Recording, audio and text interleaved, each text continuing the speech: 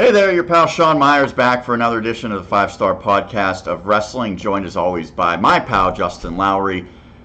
We had a lot to go over on the Raw recap, Justin. A lot of laughs, and that's probably not a great thing because it means there's a lot of ridiculous and bad things. Smackdown, however, I think is pretty much this past week was in line with recent episodes. Good pace, good tag team action, significant developments with both women and tag teams.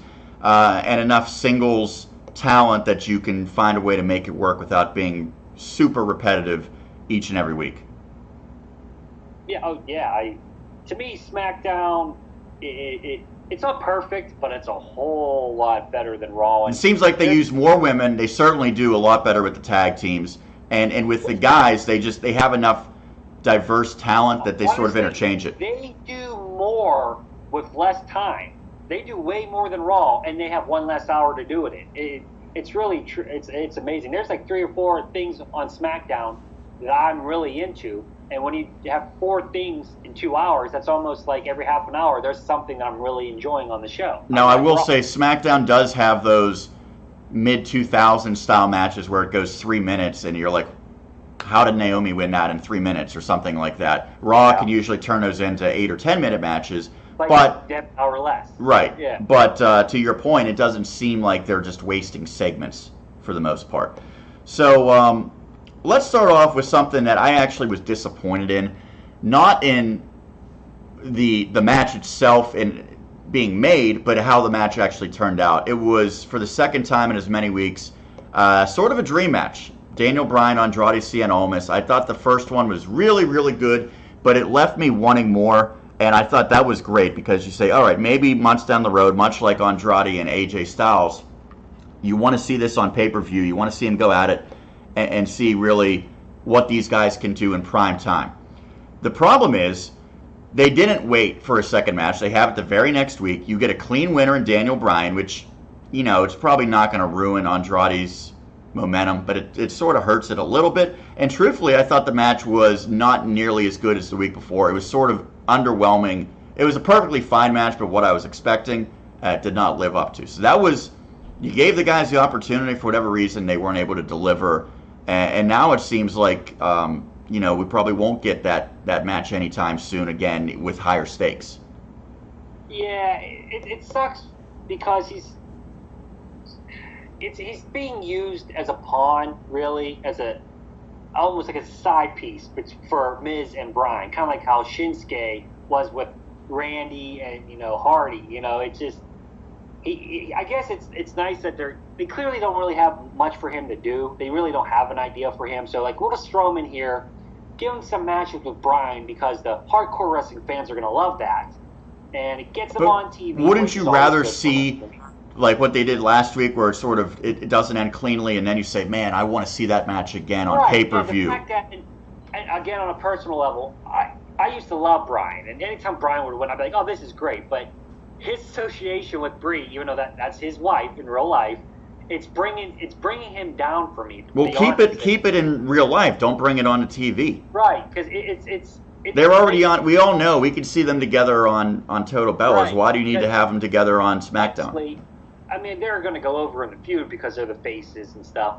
But I personally want The Miz and Maurice to win. I like them way better than I like Bryan and Brie right now because I just hate Brie.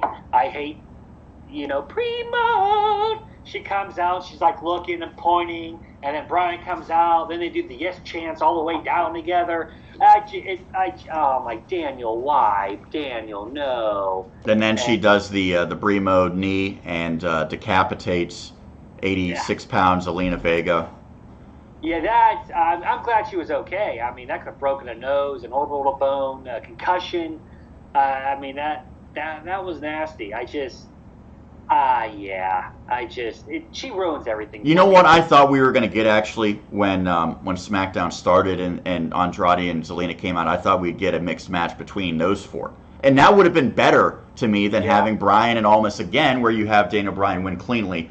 Again, I'm saying that because I didn't think the match was nearly as good as what it should have been. I don't know what the reason was, but to me, if you put that on pay-per-view 2 or 3 months from now, it's not going to be highly anticipated as much as of what it would have been if you didn't have this match where you have Bryan win cleanly without too much happening. Plus, Bryan is someone he doesn't always win. I mean, Bryan's someone like he's always been over, but he doesn't win a lot. That's kind of like his gimmick. And when like a new up and comer is already losing cleanly to Bryan, that doesn't bode well. I think long term, especially with Bryan getting up there in age now. And I don't think they have major plans for him. I don't think there's another title reign. Maybe there's one more just because, but they don't have major plans for him to be a star. And it seems like they're sort of almost in a sense rushing his feuds as well. I mean, the Big Cass one was bizarre, but they get right away into the Miz. Now they're getting him against Andrade. They've already had him and AJ wrestle a match where I believe there was a clean winner. So it seems like they're sort of with Daniel Bryan. Let's put him in there with all of the top opponents. Don't even wait for a big storyline or pay-per-view. Just do it as quickly as we can. I wouldn't be shocked if he's wrestling Nakamura in 2 or 3 weeks. Yeah, well, I guess the news broke today, that it looks like he did re-sign with the company. I saw that about an hour ago. So maybe that will slow down now that they know they got him locked up for another year or two, whatever. But maybe it was just because he was out for so long. They was like, oh, we could throw him in there with this person, this person, this person.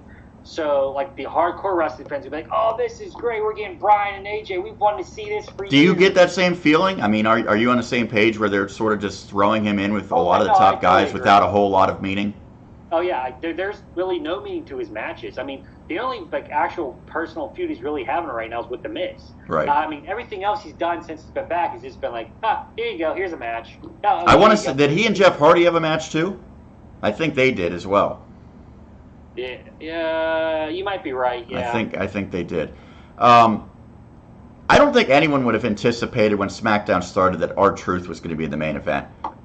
Something that they made work because SmackDown's a little bit better in terms of using guys, and you can have those matches where it doesn't have to be Roman in the main event. They can throw in some other guys. So Miz certainly deserving of being a main eventer. R-Truth really got over with the comedic storyline with Carmella, so they made this work. It didn't have to be a great match, but I thought it served its purpose, and I think it's refreshing to see other guys in the main event.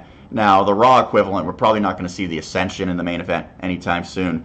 Your thoughts on R-Truth being out there and him and The Miz having sort of a impromptu match to close out SmackDown? I haven't always been an R-Truth fan. He's had some, moments in his career. I actually enjoyed it on him on SmackDown on Tuesday. I thought the whole Carmella, I'm not Carmella, and then Carmella, I don't know. He's very good in his role. It was hilarious, and hey, I guess it was, like you said, refreshing to see somebody different. I'd rather it be maybe somebody younger, that can use it, because R-Truth doesn't go anywhere. Plus, he's like in his 40s, which you can never tell. But, I mean, the crowd still seems into him when he comes out. It served a purpose to the storyline, what they're building towards.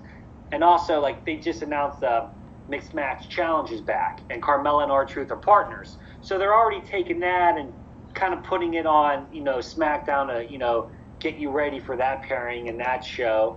So at least it served a purpose. Again, it served a purpose. It just wasn't just because... Well, the purpose was Miz lost R-Truth because Daniel Bryan, I don't know what, ran a distraction, basically. The purpose of that feud, once again bringing that feud, to the forefront, which I'm okay with. I mean, you want to use R-Truth off to the side. I'd rather you use R-Truth than somebody who needs a rub, but they need to win their feud. They're young. R-Truth, he can lose, and he won. I mean, but he can lose, and it doesn't matter. The tag team division has had some big-time matches almost every week on SmackDown. I don't think it was a great match this week, but it was certainly passable. It was the second of 2 consecutive triple threat tag team matches to determine who will challenge the New Day at the upcoming HIAC pay-per-view. So it was the Usos, it was Sanity, which I believe it was Eric Young and Killian Dane, and then it was Rusev Day, so Aiden English and Rusev. And I don't know if it was a surprise or not, but Rusev Day gets the W here. It seems like, Justin, they will probably be the team that challenges the New Day, but then ultimately fails in a fashion that leads to finally them splitting up. Is that the feeling you get? honestly, I don't know. I thought they would have split up already. It seemed like that's where they were going, and then they just kind of stopped it. Like they were like, you know what? Now we don't want to split them up. We're just dropping. Yeah, back at Extreme Rules in July, they really teased maybe that would be the end of it. That's where I thought, like, okay, this is the end, and now we're like 2 months past that, and they just kind of like almost like the Bailey Sasha. They're gonna feud. Yeah, you know what? We're dropping that. You know, it's just like they decided maybe to do something else. That's a little, tricky to me. I mean, decent match. Rusev, I mean, he's deserved a little bit more recently. He's really gotten himself over. He's charismatic. He has an it factor. So I have no problem with him getting into any type of a high-profile matchup whatsoever. Are you in any way interested in Rusev Day against The Bar, the winner of whom challenges the New Day? Seems like Rusev Day is really the only one that they haven't done yet out of all these tag teams against the New Day. Well, yeah, I mean, do I think The Bar and the New Day put on a good match? I think they would have a great match, But I've seen it so much. Like I told you, I don't hate the New Day, but they've been around for so long. It's like, okay, I think they need to break up just because. And not that someone needs to turn on someone. Just do some single things for a while and then come back together, 2 years from now. It has to be Rusev Day because at least that's fresh, but I do not see them at all beating the New Day for the tag team titles. Let's finish up here with the SmackDown summary on the women's side. And we all know Charlotte and Becky Lynch are getting the headlines, and I think Becky's probably one of the most significant members of the SmackDown roster right now. But we've touched on that many times, so I want to go with the other women's storyline. It had been Naomi returning after a long absence from TV, and she was doing a storyline where she was losing both to Peyton Royce and Billie Kay, the Iconics. Well, this week she won a match for the first time in a while, then was getting double-teamed afterwards, and you kind of had a sense, okay, well, who else is on SmackDown that might be able to come out and help her? Asuka. Hasn't been seen for quite some time in her own right, I believe since she lost to Carmella and James Ellsworth. So she's back. She helps out Naomi. One, is this a good enough use of Naomi and Asuka? And two, what do you see ultimately long-term for Asuka now that she's back and seemingly in part of a tag team storyline of sorts on the women's side? I have no idea. I don't see anything long term. I don't think there's anything long term out of this. Does she feel special at all? Not anymore. No. We talked about this. I think because the announcers try putting her over. Like when she comes out, it's different. But the fans aren't buying it. No, it's one thing to lose to Charlotte, which we both agreed was wrong, that she should have won and continued. But to lose to Carmella the way she did multiple times, anything that was special about her left. It's just done. She's just another woman's wrestler now.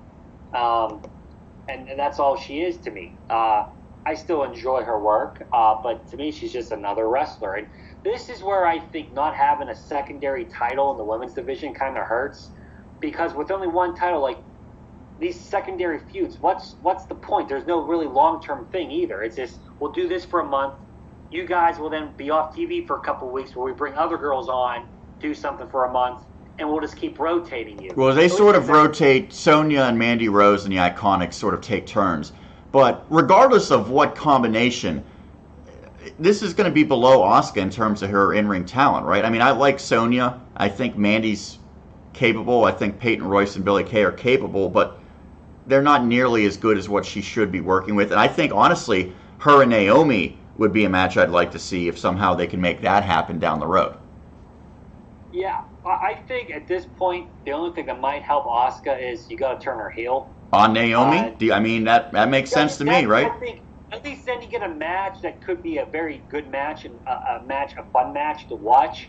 Then watching Asuka play this face, if anything, I do think you got to turn Asuka heel here, just to give her any momentum whatsoever. Anything else that stood out, good or bad, on Tuesday night for you? You brought up, real quick, but for me, the best thing in the company right now, the thing I want to see the most is actually Charlotte and Becky. I think their sit-down was really, really good at the start. I thought it sort of was a little lame at the end, but I thought the first 3 or 4 minutes was incredible for both of them. You know, and Becky, and just that little edge to her, you know, saying screw you, and how the crowd responded to it, and calling her, you know, a bitch last week. Like, that's good use of, you know, different language that you don't really hear a lot in the promos anymore. I think it's spot on. It's amazing. The feud, it feels real. Like, you know, we know it's, you know, like we talk about storyline wise, but like you understand everything. What Becky's saying, like you could feel like I see her point, and you understand what Charlotte's saying. It's just great, and I really think both are going to deliver in the ring. Right now, that's my favorite thing going in the WWE, and I just want to give props because I think Becky is, no pun intended, on fire. My only concern is what we talked about before, that they try to make her be a heel in which she blames the fans, and I think all she needs to do is go at Charlotte and say, you always want exactly what she said. She doesn't need to do the other things like cheating and so on that typical heels always do. She could be a heel per se, but have the fans potentially relate to her as a heel without her cheating and insulting them and all the other Wrestling 101 things. I don't know if you noticed, like since she had cut that promo where she said the fans turned and and everything, she hasn't done anything like that since. And I read that they determined that they weren't going to make Becky do that anymore. That they were going to cut that part out and have Becky just do what she's been doing. They don't want Charlotte booed, but they're not going to force Becky's, heelish antics on the crowd like that. They're just going to. So they're doing a little bit better than what Raw's doing with Strowman and Roman Reigns and such. Yes, exactly. All right. Yeah, I agree. That's awfully good. There's certainly a lot of positives on SmackDown. If nothing else, it is a show that goes past much quicker, so you don't have as much time to focus on the lulls and the negatives. That's going to do it for another week. I think week 24 here of our episodes. Remember, you can follow us on Twitter. Both Justin and I are now tweeting out all sorts of goodies throughout the week, whether it be during Monday night, Tuesday night, or anytime that we see notable news in the wrestling world. You can also follow our personal Twitters. And remember, subscribe to our YouTube channel. You can go back and check out all the old videos dating back to when we started this back in March. But that's going to do it for week 24. For Justin Lowery, Sean Meyers signing off, saying thank you for watching the 5-Star Podcast of Wrestling. We'll catch you again next week.